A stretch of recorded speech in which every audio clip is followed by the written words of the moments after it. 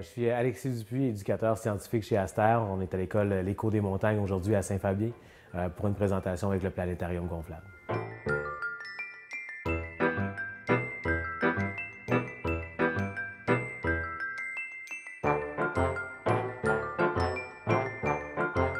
Aster, c'est le plus vieil observatoire en opération continue au Québec. C'est aussi donc un observatoire qui fait de la vulgarisation scientifique dans les écoles. Ça fait 20 ans qu'Aster se promène dans les écoles pour parler d'astronomie et de sciences en général, puisqu'on a d'autres activités qui sont pas en lien avec l'astronomie.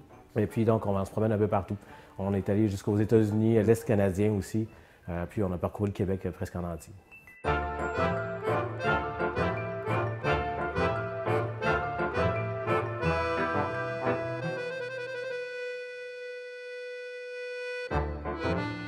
Aster, c'est la proximité, je pense, avec les étoiles. C'est capable d'avoir près de chez soi quelque chose qui est très, très loin, c'est-à-dire les étoiles, le système solaire, puis de mieux comprendre la science, puis c'est d'avoir ça dans notre milieu, parce que nous, on se rend dans les écoles où qu'elles soient. Aujourd'hui, qu'est-ce qu'on va voir? On va parler d'astronomie, c'est-à-dire qu'on va regarder ce qu'il y a dans le ciel, ce qu'il y a autour de nous, donc parler de notre système solaire, l'espace immédiat, puis qui est le plus près de nous, puis aussi l'espace interstellaire, c'est-à-dire qu'est-ce que ça a l'air, donc des galaxies, puis où est-ce que ça se trouve ça par rapport à nous.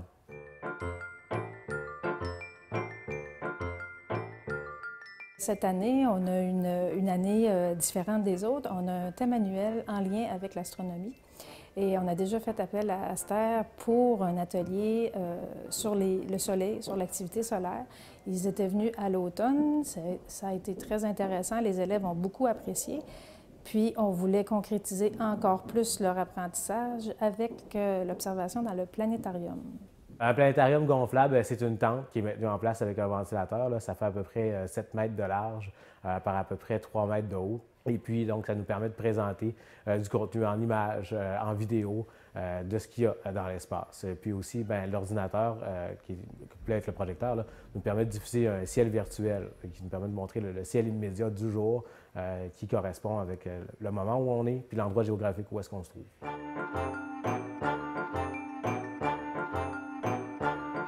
C'est important de leur donner un contact avec l'astronomie, les enfants, parce que l'astronomie est toujours avec nous dans le sens où tout ce qui nous entoure, comme l'alternance du jour et de la nuit, comme les phases de la Lune, comme les saisons qui changent continuellement, ça leur permet de bien comprendre ces réalités-là.